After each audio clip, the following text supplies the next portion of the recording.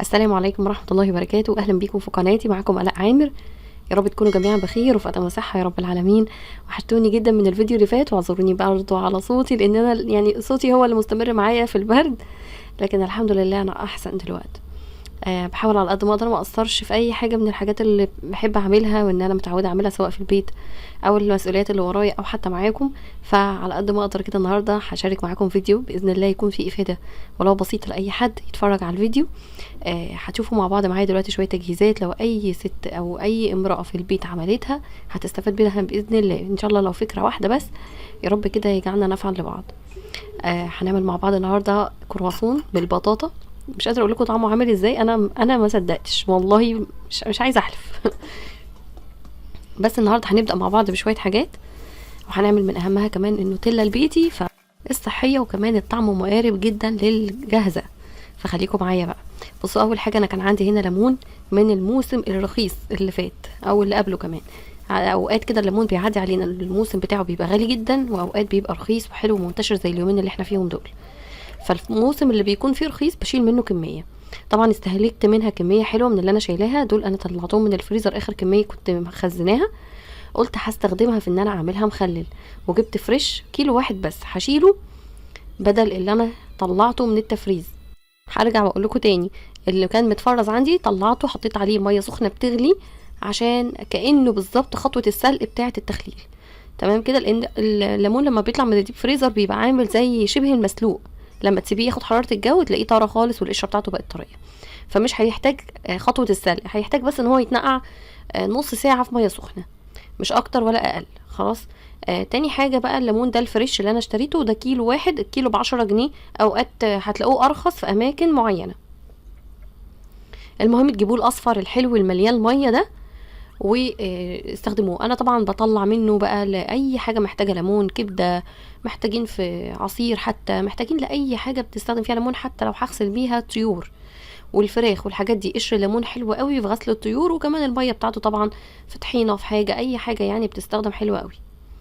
المهم ان كل اللي انا بعمله بقسمه نصين وبشيله. ليه نصين؟ ممكن اشيله بحاله، بس النصين بيسهل عليا ان انا اطلع اعصر على طول.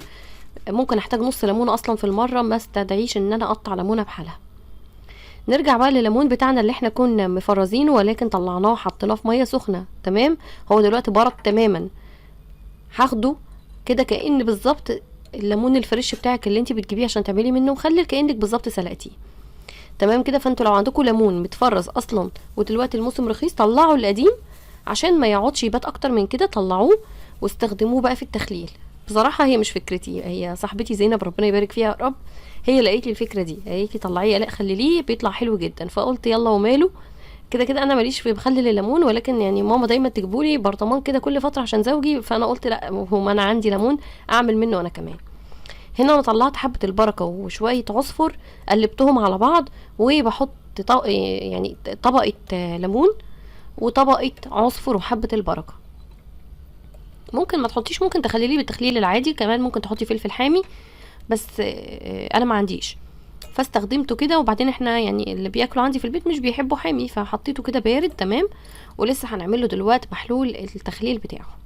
حطيت على الوش كده عصفر وحبة البركة، وكده البرطمان الاولاني بقى جاهز. تقريبا الكميه اللي معايا دي كانت تقريبا كيلو الا ربع او نص كيلو، حاجه زي كده، انا ما وزنتهاش طبعا ولكن يعني بالتقدير. الميه بقى اللي احنا كنا ناقعين فيها الليمون طبعا بردانه معايا، مش بردانه، بردت معايا. حطيت فيها ملح. الملح قد ايه؟ حطيت فيها 6 معالق ملح لكل لتر وربع. 6 معالق دول كبار مليانين على فكره، يعني معلقه هرميه. الميه قد ايه؟ الميه لتر وربع تقريبا من الميه بتاعه نقع الليمون. حطيت فيها كمان معلقه سكر وبس، مش هحط خل ولا اي حاجه طبعا، لان الليمون اصلا حامض مش هيحتاج ان انا احط معاه خل. وبالقمع كده نزلت الميه عليه وانتهينا، يعني التخليل بقى تمام جدا. ممكن تحطي على الوش طبقه زيت لو هو هيطول معاكي، او يعني مش هتفتحي عليه دلوقتي عشان يعيش اكتر، بس انا كده كده يعني هو اساسا مش هياخد وقت نهائي في التخليل، فما حطيتش زيت. اهم حاجه بس في خطوه التخليل انك تقلبي البرطمان زي ما دايما بنعمل في اي حاجه بنحفظها في برطمانات. شلته على جنب، وتعالوا نعمل بقى شويه جزر مخلل تحفه. الجزر اليومين دول حلوه قوي، انا يعني شفته صدفه في السوق اللي قدام المساجد يوم الجمعه. جبت جزر مش قادره اقول لكم جميل قد ايه، جزر الشتاء اللي بيلمع ده اللي تلاقوه نضيف ولونه ناصع، ما فيهوش اتربه، ما فيهوش حاجات اتساخات كتير والكلام ده. المهم بقى ان كان في منه كتير صغنون قوي، انا مسمياه بيبي كاروت، اللي هو جزر بيبي خالص خالص. ده بقى قلت حلو قوي لما نخلل منه، مش محتاج ان هو يتقشر بقى والحاجات دي خالص، لا ما شاء الله يعني هو تاخديه على طول. يا دوب لو لقيتي واحده كبيره شويه ممكن تقسميها 2 بالطول او بالعرض. انا بقيت انقي الكبير شويه اللي هو فيه يعني عرض شويه، وبقيت اقسمه بالطول نصين. الباقي كله سبته زي ما هو بس عشان هو حجمه حلو قوي. عايزه اقول لكم كمان ان الطريقه بتاعه تخليل الجزر بحاله بتخلي الجزر يعيش معاكي مده كبيره جدا. يعني لو عندك كميه جزر جبتيها زي مثلا انا جبت 3 كيلو ب10 جنيه، اكلنا منهم وسبت منهم للسلطه في التلاجة، والكميه التانية قلت هخللها عشان برضو كانت كبيره علينا. فلما تخللي الجزر بحاله هيطول معاكي جدا، ما تقلقيش ابدا ان هو يتهرى في ميه التخليل. وكل ما هتحتاجي برطمان من الجزر بتاخديه تطلعيه بالراحه بحرص وانتي لابسه كيس في ايديكي، الكيس الجوانتي ده تقطعيه طرنشات، تقطعيه مكعبات، وترجعيه تاني في محلول التخليل بتاعه، هيستوى معاكي في خلال 2-3 بس، لان هو في الاصل كان منقوع وهو بحاله في ميه التخليل، ولكن ما كانش استوى سوا كامل. فده بيحافظ لك على مخلل الجزر مده كبيره جدا. هنا بقى ميه النقع بتاعه الجزر، حطيت لتر من الميه و5 معالق كبار من الملح. تمام، حطيت 5 معالق ليه؟ لان احنا زي ما اتفقنا في الليمون حطينا 6 معالق على لتر وربع من الميه، لكن ده لتر واحد هنا من الميه حطيت فيه 5 معالق من الملح. حطيت كمان معلقه سكر، معلقه كبيره كده مليانه من الخل. الجزر بيحتاج خل، الليمون هو اللي ما حطينالهوش خل عشان بس تبقوا عارفين الفرق. السكر هنا بيحافظ على قرمشه المخلل، الخل كمان بيبقى حلو قوي في التخليل. المهم كمان ان الجزر في الطعم بتاعه بيحب توم، شويه توم مفرومين صغيرين قوي او فص كبير متقطع حلقات. انا كان عندي توم متفرز، ما عنديش فريش للاسف، فحطيت كده على كل برطمان قطعه صغيره قوي قد معلقه صغيره. محلول النقع بتاعي قلبته كويس وابتديت اضيفه بالشكل ده. طبعا لو عندك هريسه شطه حطي، انا كان عندي بس ما حبيتش اعمله حامي عشان الولاد عندي بيحبوا الجزر المخلل، ما حبيتش احميه بقى عشان يقدروا ياكلوا منه. وكمان ممكن تحطي فلفل طبعا براحتك خالص، ممكن تعملي ميكس اصلا ما بينه وبين خضار تاني، بس احنا دلوقتي مركزين على الجزر عشان احنا مخليينه شبه بحاله او بحجمه. حطيت الميه، ولما الميه بتخلص معاكي بتعملي نفس المقدار عشان تظبط معاكي النسب بتاعه الملح والميه. برضو قلبنا البرطمانات بتاعتنا، وعايزه اقول لكم يعني ما شاء الله الكميه بتاعته حلوه. احنا عملنا تقريبا 2 كيلو من الجزر، عمل معايا ال5 برطمانات اللي انتوا شايفينهم دول. تعالوا بقى نشوف البانيه المشوي، عشان ناس كتير طلبت مني ان انا اجرب اشوي في الجهاز بتاع جانو ب6 في 1، لان هو معهوش الغيار بتاع الجريل. عارفين الغيار بتاع الجريل اللي بيبقى موجود في معظم الاجهزه المشابهه، الجهاز ده ما كانش فيه. ففي حد بالذات طلب مني ان انا اشوي عليه او اجرب الشوي عليه في الوش اللي هو بيعمل حلوى اسمها تشوروز، فهي مقلمة ولكن هي غويطة لتحت زي ما انتوا شايفين كده. قلت وماله نجرب، ولكن انا يعني صراحة كده مش عايزة اجرب الموضوع ده تاني عشان احافظ على الطبقة اللاصقة اللي موجودة في الجهاز مش اكتر. لكن هي طلعت معايا نتيجة تحفة بصراحة.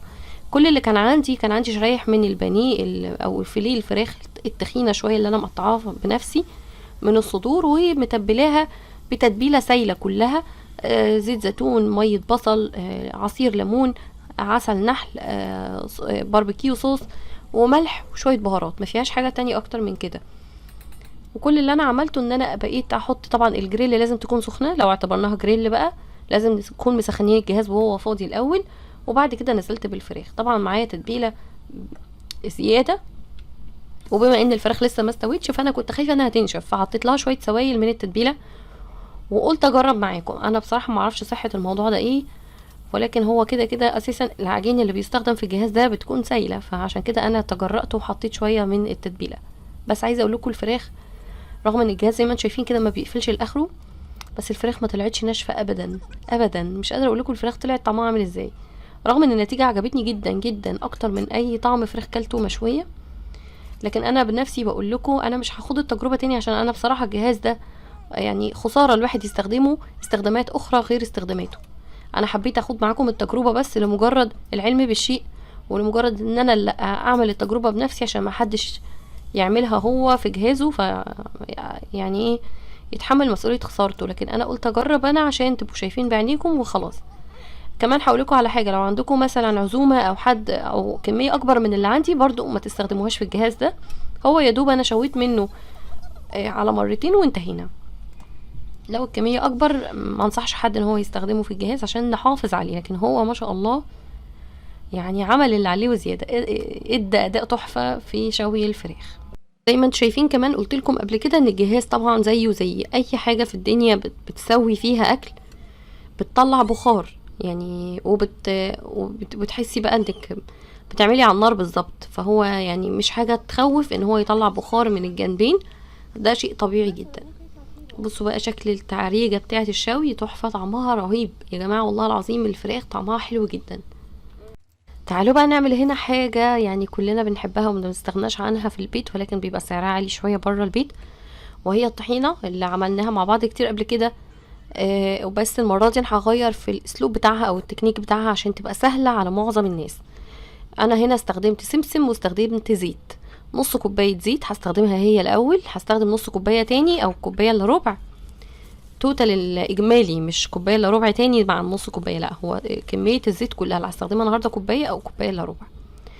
مع قد ايه سمسم بالظبط؟ 300 جرام، انا مخليه راجل في الميزان يوزني 300 جرام بالظبط، سمسم ابيض مش متحمص. خلاص كده انا يا دوب دخلته الميكروويف دقيقه كامله. هو السمسم دايما هتلقوا فيه كده شويه من حبه البركه تقريبا، او سمسم متحمص واقع فيه حاجه كده، لكن هو نضيف ما شاء الله حلو قوي.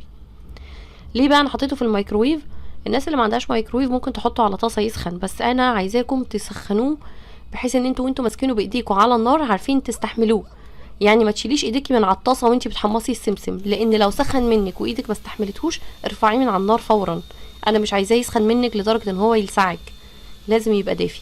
لما يدفى منك كده دخليه المطحنه بتاعه الخلاط، المطحنه العاديه اللي عندنا كلنا، هتلاقيه حبه حبه كده بيفضل يطحني فيهم لحد ما ينعم القوام بتاعه، هتلقي الزيت بتاعه اتنطر وبدأ السمسم يتعجن ويعني ينطر على جدار المطحنة، فاعرفي ان هو كده خلاص تمام، هينفع يتعمل معاكي طحينة. الموضوع محتاج صبر شوية. انا كنت الاول بعمله معاكم ازاي؟ يعني كنت بحط السمسم زي ما هو كده في الخلاط وبحط عليه الزيت وهو بيتفرم منه فيه، ولكن مش كل الناس عندها الخلاط اللي قدرته تسمح بالموضوع ده من اول للاخر، فعشان كده حبيت ان انا اعمله معاكم المره دي بطريقه سهله تبقى بسيطه على الناس كلها. كلنا عندنا مطحنه الخلاط اللي بتطحن التوابل والسكر والرز والحاجات دي، فلما تاخديها تحطي فيها السمسم على مراحل كده لحد ما تخلصي الكميه اللي معاكي، هيبقى سهل جدا.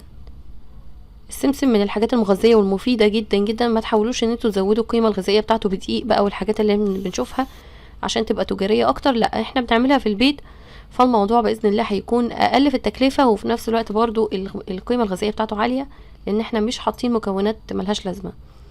هنا في الخلاط بعد ما خلصت كميه السمسم وطحنتها كلها، حطيت الزيت، نص كوبايه من الزيت. ليه حطيت الزيت؟ عشان السمسم اول ما هحطه في الخلاط هيفضل لازق تحت، فالسلاح مش هيطول الكميه اللي تحتيه نفسها، فالزيت هيخلي دايما السمسم مرفوع لفوق، فالسلاح هيطول كل كميه السمسم اللي انت بتضيفيها. انا ضفت نص كميه السمسم الاول وابتديت الف الخلاط، هيبدا بقى يطحن معايا وكمان يتجانس كله، وما شاء الله عايز اقول لكم يعني النهارده تاني يوم اهو من الشغل ده. الطحينه دخلتها التلاجة النهارده الصبح، لقيتها ما شاء الله زي ما هي، ما فصلتش زيت عن بعض ابدا.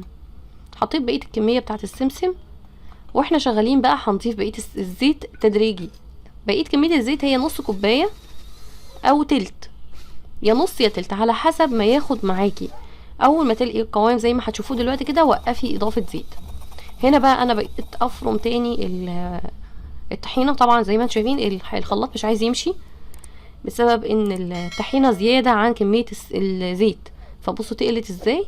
فهنا بقى لازم نبدا نتدخل ببقيه كميه الزيت اللي احنا عايزين نحطها. حطيت معلقتين كده الاول، هقلب الخلاط بس يمشي معايا، وهنضيف بالتدريج بعد كده سرسوب صغير. كل ده تقريبا كوبايه من الزيت على 300 جرام من السمسم الابيض مش المحمص. اهو بوريكم ان اللبانه اللي انا استخدمت فيها الزيت خلصت. هفضل اطحن لحد ما القوام بتاع الطحينه يبقى ناعم تماما، ما فيهوش كتل. بصوا مش قادره اقول لكم الطحينه دي طعمها حلو ازاي. في ناس بتحط لها سوداني، طبعا السوداني مش وحش خالص، ولكن انا بحب طحينه السمسم. انا بس بوريكم هنا ده حجم البرطمان اللي انا اخدته وحطيت فيه الطحينه. ده برطمان صلصه، وده الوزن بتاعه 320 جرام. انا مستخدمه زي ما شفتوا كده 300 جرام بس من السمسم، فعمل معايا تقريبا 640 جرام من الطحينه من 300 جرام سمسم وكوبايه زيت. كميه حلوه جدا. تعالوا بقى نشوف النوتيلا اللي كلنا بنحبها وما بنستغناش عنها، او يعني نفسنا تبقى عندنا في البيت على طول، من الحاجات اللي ما بنقدرش نشتريها طول الوقت، مش عشان غلوها وبس، عشان كمان هي مضرة او مكوناتها مش طبيعية 100%. المرة دي احنا هنعملها بطريقة حلوة جدا، اقرب ما يكون للطعم الجاهز، ولكن بطريقة صحية. كمية السكر بتاعتها مش هتبقى عالية قوي. كل اللي انا جبته 200 جرام من البندق المحمص. ال 200 جرام دول عاملين 40 جنيه. الكيلو عامل 200 جنيه من البندق المتحمص. ممكن تجيبيه ني وتحمصيه في البيت عندك، بس المتحمص جاهز احسن. المهم ان انا جبته حطيته في الميكروويف برضو 30 ثانية او دقيقة كمان، عشان يسخن او يدفى زي ما اتفقنا، ما يتلونش ولا يتحمر. انا بس حبيته يسخن عشان هنطحنه نفس الطحنة بتاعت السمسم. السمسم لما انا طحنته من شوية في الكبة، كانت المطحنة بتاعتي فيها مطرحها بهارات، كان مطرحها كمون قبل السمسم، فطبعا لما هاجي احط البندق حتى لو غسلتها الريحة هتلقط. فقلت هستخدم هنا المطحنة بتاعة القهوة.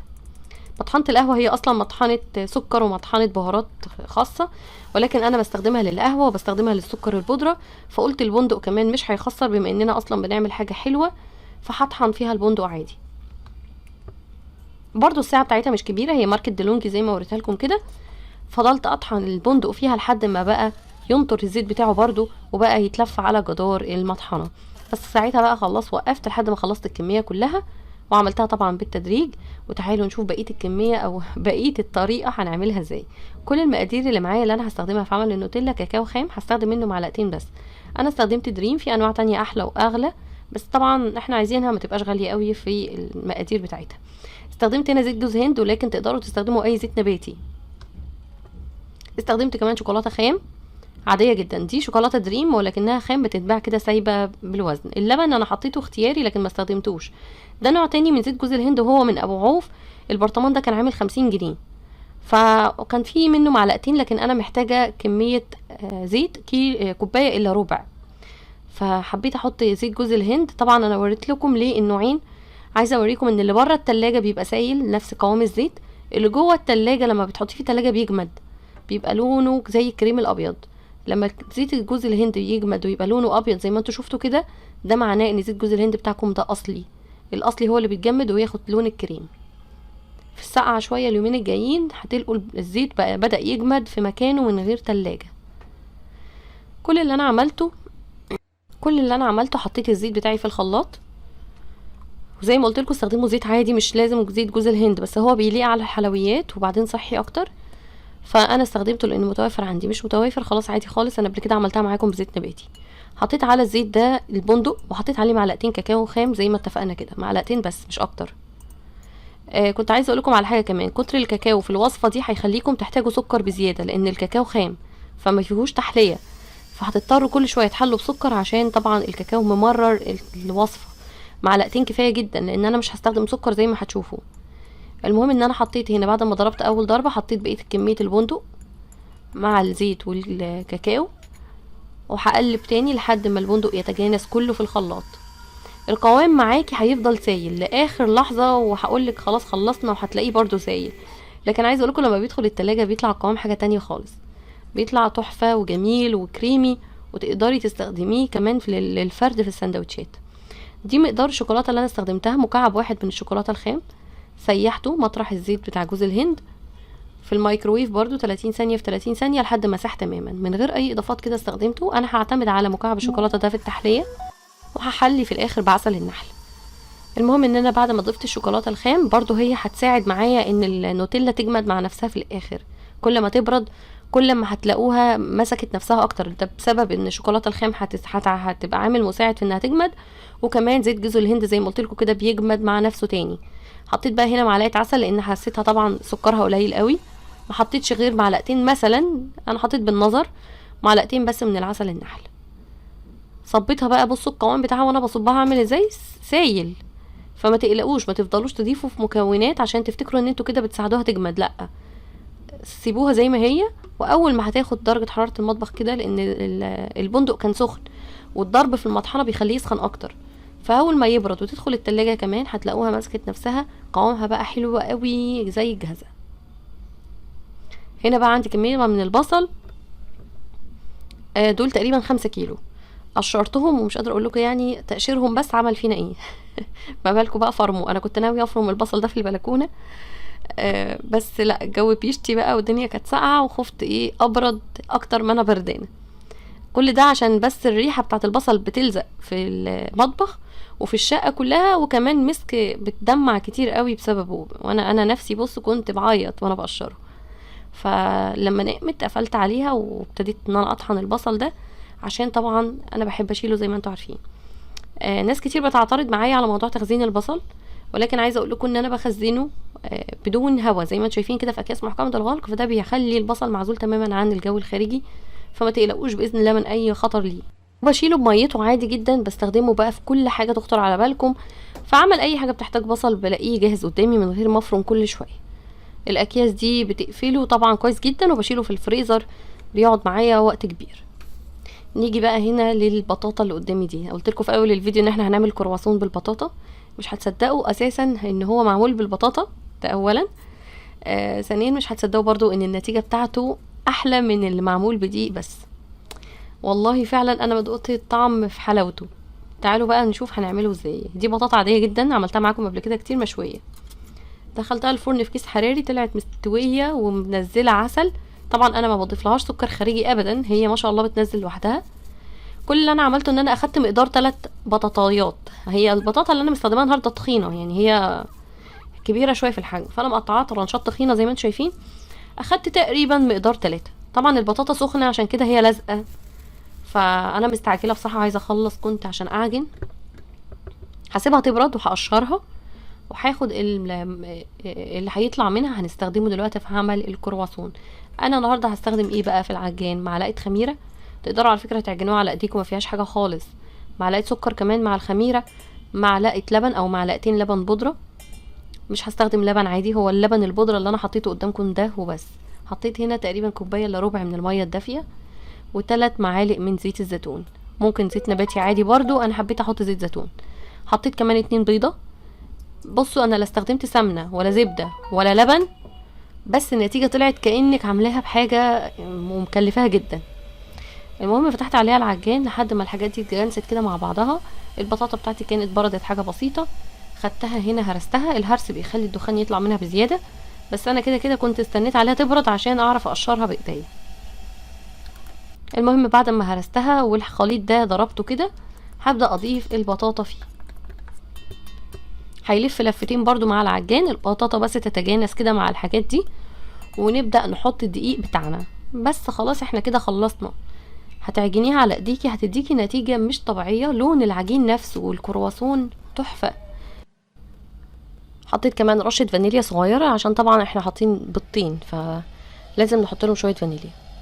بصوا بقى الكرواسون ده انتوا مش هتقولوا بقى ده هيبقى بالبطاطا فهيبقى طعمه حلو، لا والله خالص، هو كرواسون طعمه محايد، يعني تقدروا تاكلوه حلو وتقدروا تاكلوه حادق، اي حشوه هتحطوه فيها تمشي. هنا انا حطيت الدقيق كوبايه كوبايه لحد ما العجينه تلم معايا. هي اخدت معايا 4 كوبايات من الدقيق، اللي هي مج الشاي الطويل، مج شاي مش كوبايه صغيره. 4 كوبايات من الدقيق بالطين، 3 بطاطايات كبار. حطيت كمان 3 معالق من الزيت، نص كوبايه ميه او كوبايه الا ربع، وخميره وسكر. بصوا بقى هنا كانت بتلزق ازاي، انا سبتها تلزق. حطيتها في طبق، وطبعا انا ما عنديش بقى كلينج فيلم كان خلصان، فحطيتها في كيس، فلقيتها خمرت بزياده. لان انا كنت سايباها تخمر في الفرن لما كنت شاويه البطاطا، فالفرن كان لسه دافي، فخمرت ما شاء الله بسرعه جدا وتضاعفت بسرعه قوي. المهم نزلتها ودهنت ايديا زيت كويس جدا عشان اعرف انزلها، وابتديت افردها بالشكل ده. في اثار بطاطا اهو، بس بصوا يعني لما تتخبز مش هيبان اي حاجه من الحاجات دي. شكل العجينه مش لطيف بقى وكده، بس كل ما كانت طريه في ايدك فيها سن التلزيق، كل ما هتلاقي النتيجة بتاعتها احلى كتير من العجينة اللي تبقى ناشفة في ايديكي وانتي بتشكليها. هنا انا فردتها على قد ما اقدر، وابتديت ان انا اعملها بالسكينة بتاعة البيتزا دي مثلثات. يعني مش رفيعة قوي ومش تخينة قوي. الرفيع منها ده انا مش هستخدمه على فكرة، هلمه تاني واعمل منه اشكال تانية. المهم المثلث بتاعك لما تلقي حجمه حلو كده لفيه شكل الكرواسون، ما فيهوش اي حاجة صعبة.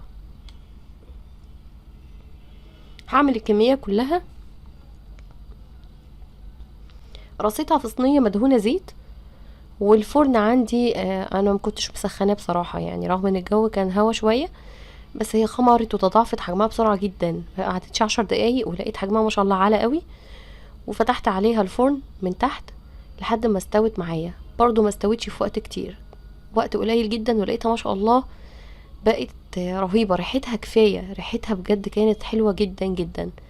البطاطا دي عملتها الصبح بدري على فكرة، يعني ترتيب الفيديو مش بترتيب اليوم، لان انا عملت حاجات كتيرة قوي على يومين.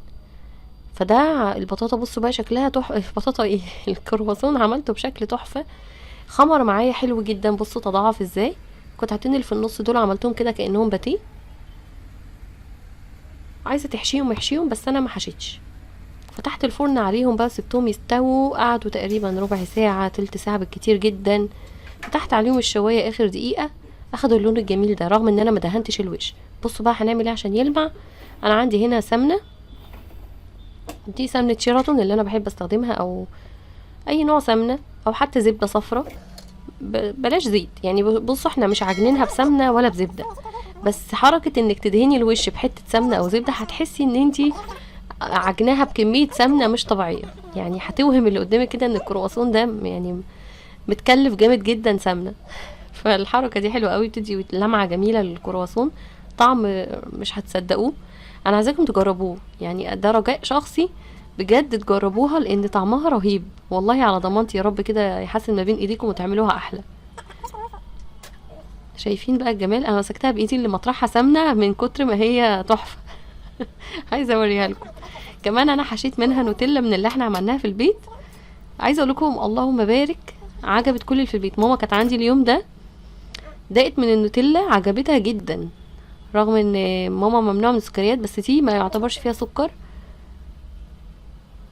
كان طعم العجين رهيب والله العظيم. جربوها يا رب كده باذن الله تنفذوا اي حاجه من اللي انا عملتها النهارده وتنول رضاكم، ويا رب كده اكون دايما عند حسن ظنكم وتستفادوا من اي شيء بقدمه ليكم. ما تنسونيش من دعاكم الصالح، ما تنسوش تعملوا لايك للفيديو وسبسكرايب للقناه لو اول مره تشوفوني. اشوفكم على خير باذن الله في فيديو جديد. مع الف سلامه حبايب قلبي.